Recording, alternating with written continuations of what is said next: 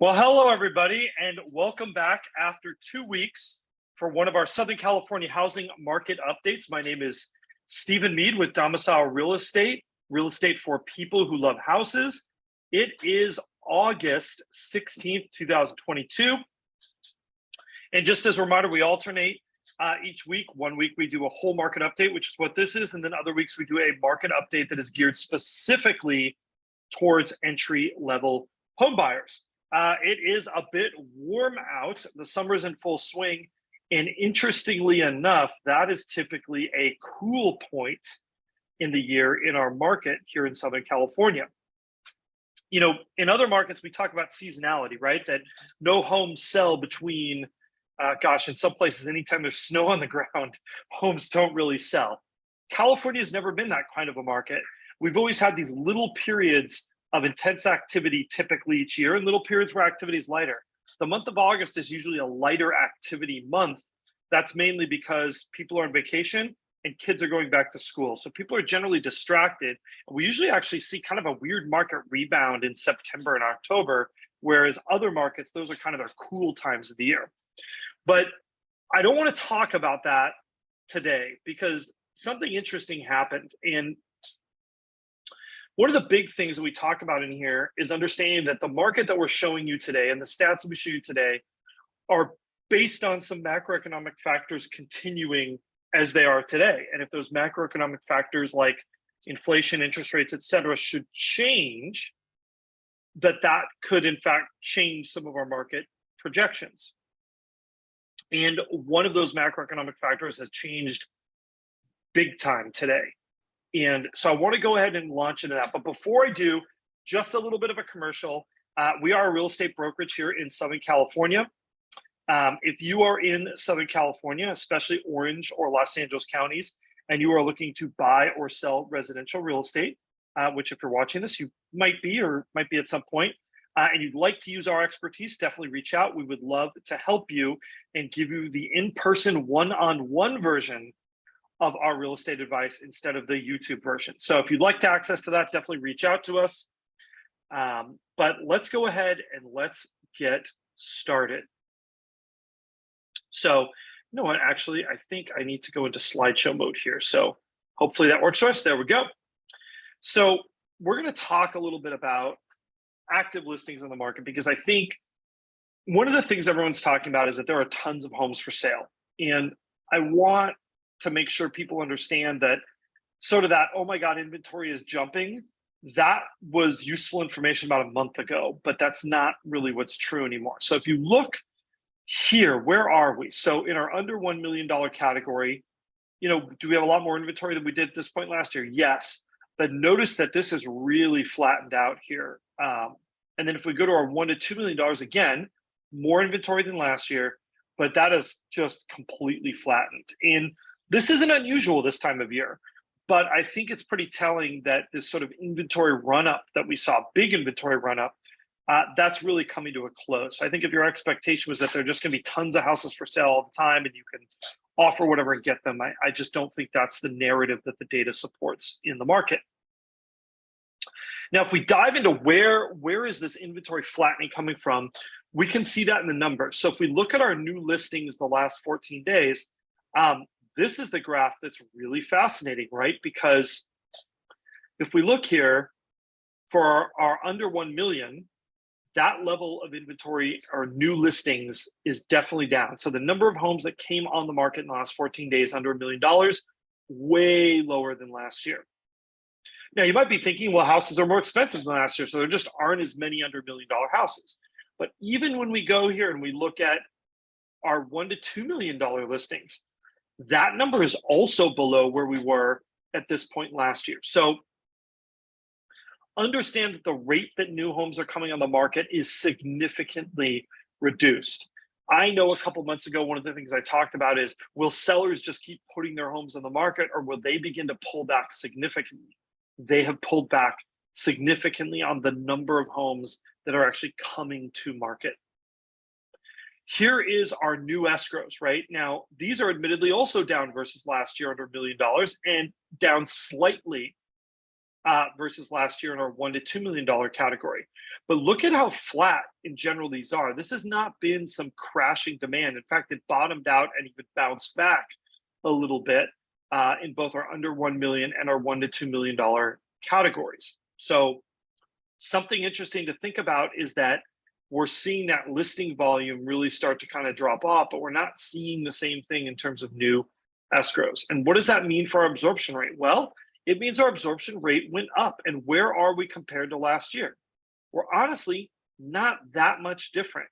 Yes, it is a less competitive market, but this is still in seller's market territory. I'm sorry to say for buyers out there who keep waiting for this other shoe to drop, when they're going to be able to get great deals. And I just don't think, I think a generation that grew up thinking of the great deals people got in 2010 on houses, I think that was really a once kind of in a generation sort of a thing. And I just don't think you're going to see that again. So if you're waiting for that kind of a market, anything can happen, but it doesn't look like that market is coming anytime soon. And so we see our absorption rate here is 70, maybe 75% here for our under 1 million. These are healthy, light sellers markets. Closed prices. This one is fascinating to me, right? And this one, I think tells you a lot about how different price categories of buyers behave. And I think if you're a fan of market stability, this is encouraging. If you are looking for disaster, this is not very encouraging at all. If we look at our 25th percentile, these are entry-level homes, right? In this like $700,000 range. Have we seen a little bit of some lessening?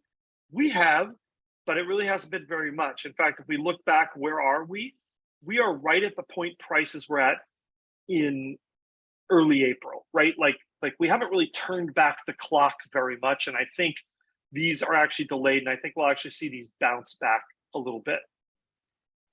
If we look at here at our median home price, so this is still under $1 million, but between 750 and $1 million. So I think maybe $800 and maybe $825,000, $875,000. Look again, where are we?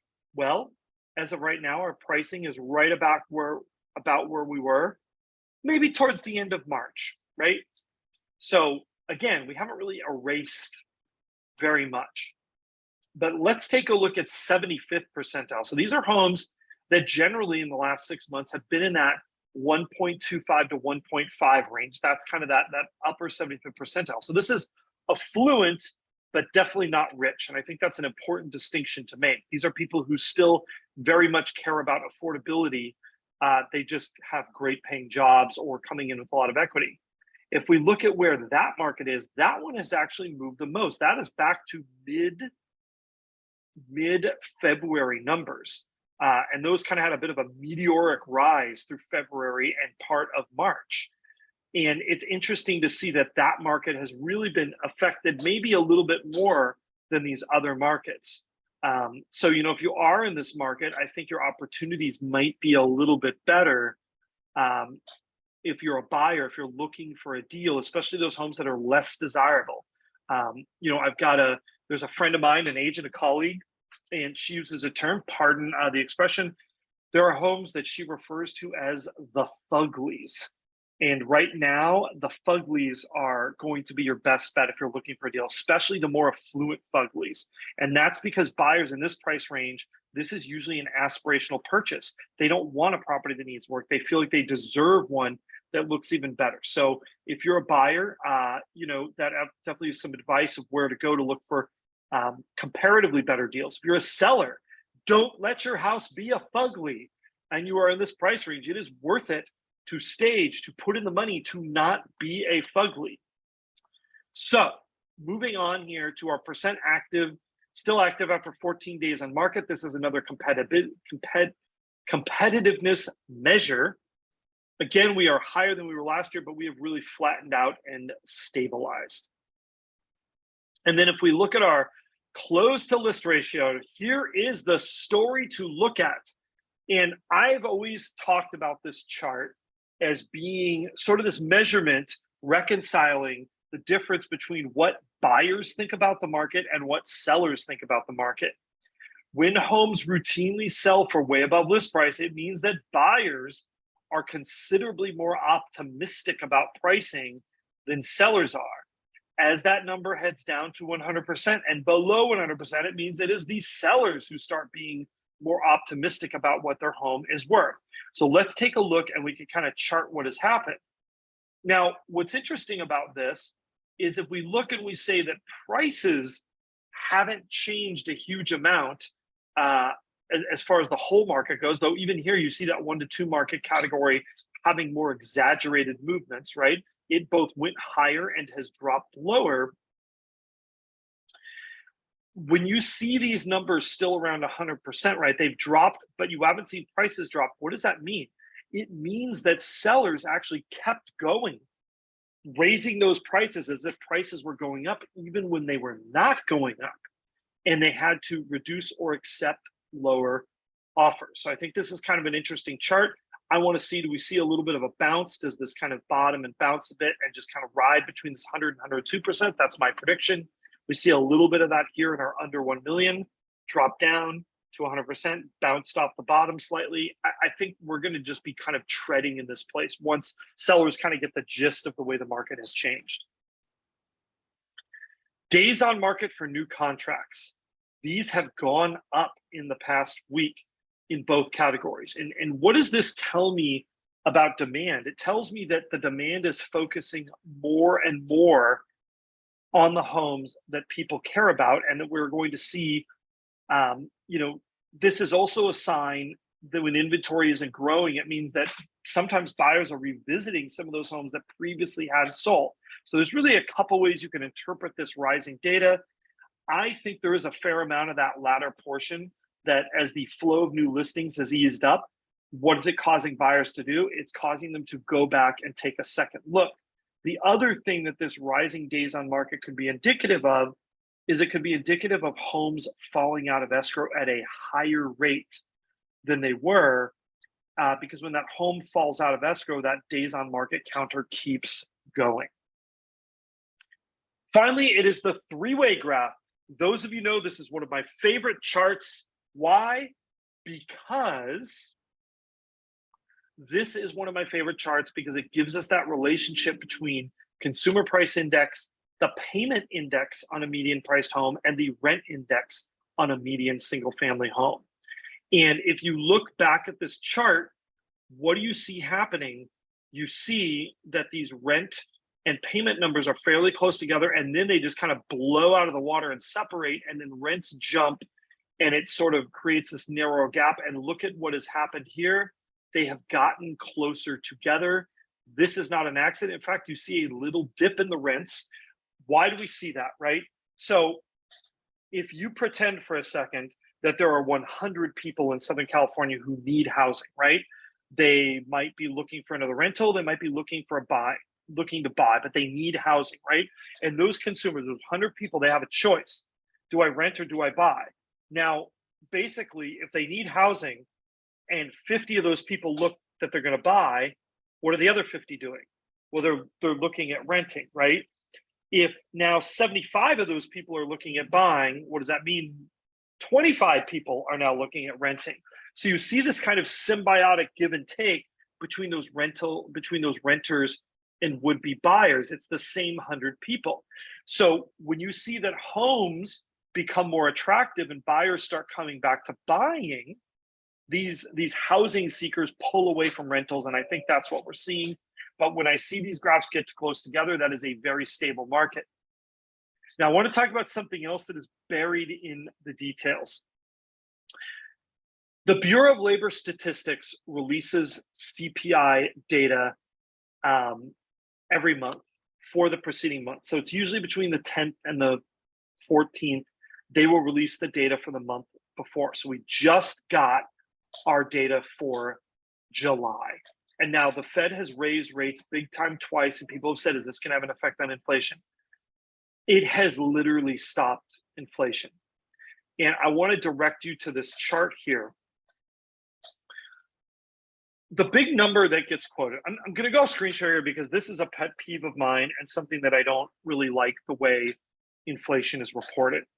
So If you were to look at the press release for inflation, the big number that everybody's throwing out is prices, or the CPIU, increased by 8.5% over the last 12 months. So that means if you look at where the CPIU index is today, or for July of 2022, and you look at where it was for July of 2021, it has moved 8.5% between those 2 points.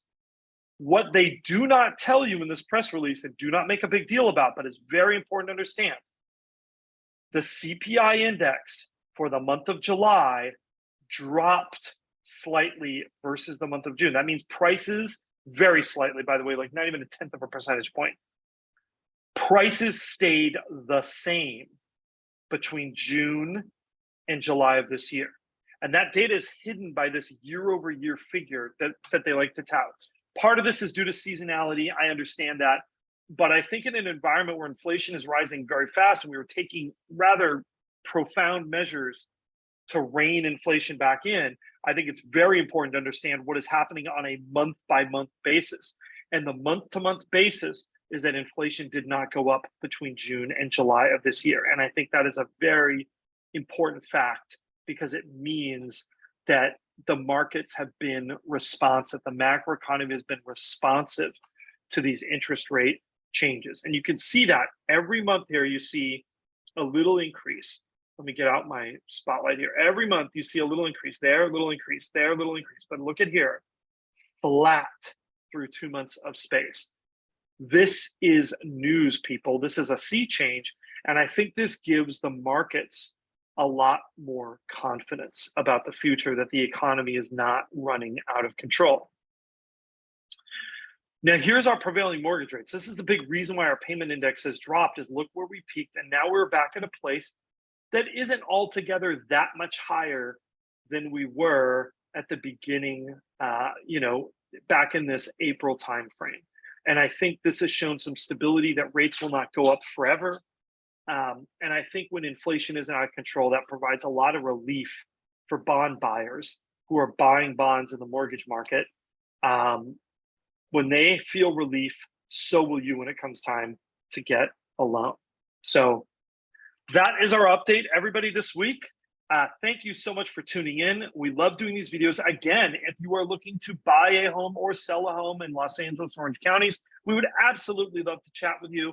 Definitely reach out. There's a link down below to schedule a 15-minute, no cost, no obligation call with us. We'd love to chat about anything and everything real estate.